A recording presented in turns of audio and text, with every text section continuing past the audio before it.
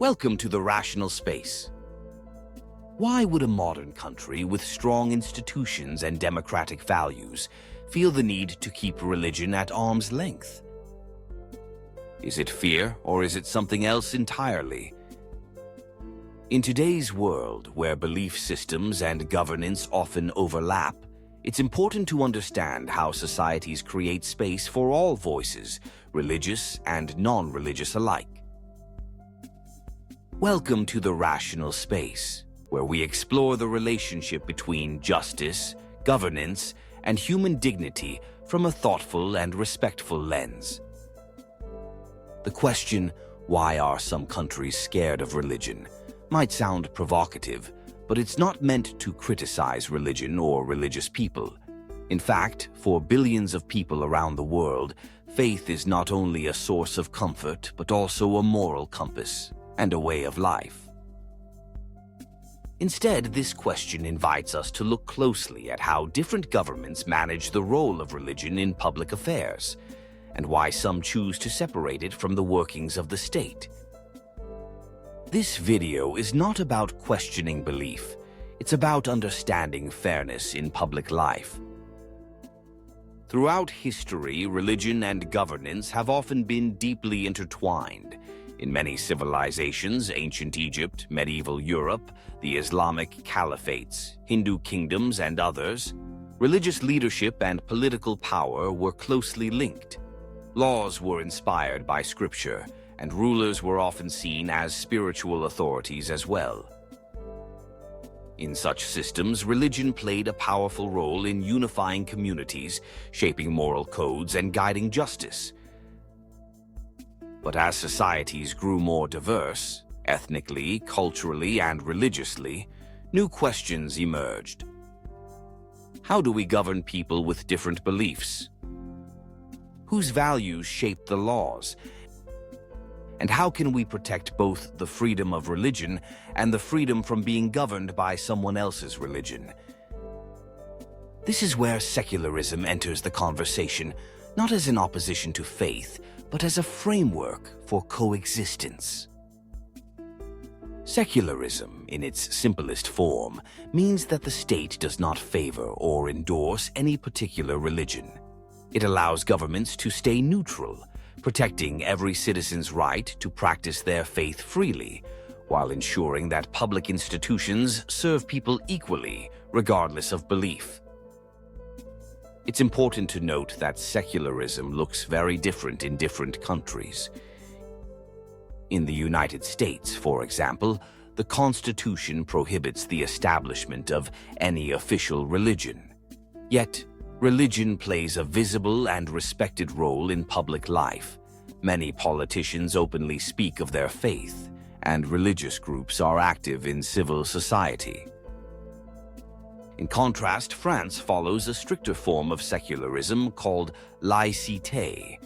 This principle, rooted in French history, aims to protect public life from religious influence, meaning that religious symbols, attire, or expressions are often restricted in state institutions like schools or courts.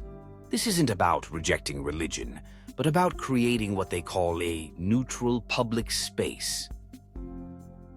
So when we ask, why are some countries scared of religion?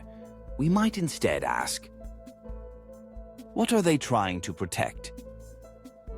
And how do they define fairness in a diverse society? To understand why some countries maintain distance from religion in public affairs, we need to look at their history. Take Turkey, for example. After the fall of the Ottoman Empire, the country's founding leadership chose to build a secular republic. This was not because they were anti-religious, but because they believed religious institutions had become too entangled with politics, leading to divisions and instability. In India, a country of immense religious diversity, the constitution declares the state to be secular. This was a conscious decision made after independence, to ensure that no single religious group could dominate others in a land of Hindus, Muslims, Sikhs, Christians, Jains, Buddhists, and more. In other places, like some parts of Europe, Governments saw periods of religious conflict, wars, persecution, or favoritism that left deep scars. The separation of religion and state became a way to prevent those histories from repeating. So when countries create secular policies, it's often out of a desire to avoid favoritism, protect minority rights, and ensure social harmony, not because they are hostile to religion. But here's where it gets complex. Some people see secularism as being against religion. Others fear that removing religious voices from public life leads to moral decay or a loss of identity. These fears are real, and they deserve to be acknowledged. In some cases, secular policies have been enforced too harshly or without sensitivity, leading people of faith to feel excluded or misunderstood.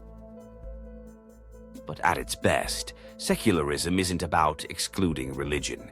It's about making sure that no one is forced to follow beliefs they don't share, and that everyone is free to practice their faith in peace. It's not about erasing religious identity. It's about ensuring that the law serves all people equally. There are also many examples of countries trying to find a balanced path. In Senegal, for instance, a majority Muslim country, the constitution guarantees religious freedom, and the state respects both secular governance and public expressions of faith. In Canada, a secular country by law, religious groups freely run schools, hospitals, and charities, and people of all faiths are encouraged to participate in civic life. In Indonesia, the government recognizes multiple religions and includes religious education in schools, while still maintaining a secular constitution. These models show that religion and public life don't always have to be in conflict. With thoughtful laws and mutual respect, it's possible to create systems where faith and governance coexist without one controlling the other. Let's introduce two important terms that help explain these ideas further. Constitutional neutrality means the state doesn't align itself with any particular religion. It doesn't oppose religion, but treats all belief systems, including the absence of belief, equally. Pluralism is the idea that multiple identities, religious, cultural, ethnic, can coexist peacefully within the same society. A pluralistic society doesn't force uniformity. It allows people to be different together.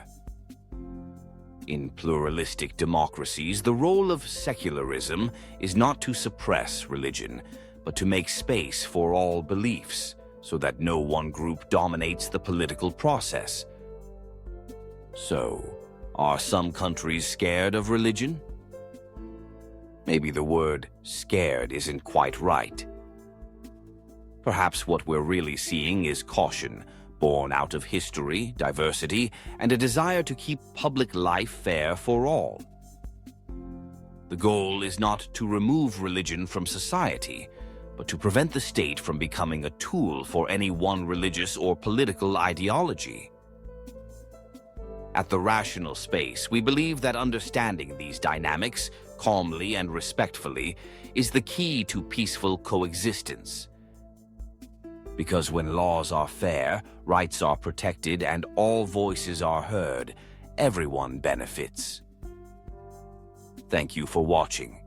If you found this video thoughtful, consider subscribing to The Rational Space, where we explore the foundations of civic life, with respect for all beliefs and a commitment to truth. Let's keep asking questions, kindly.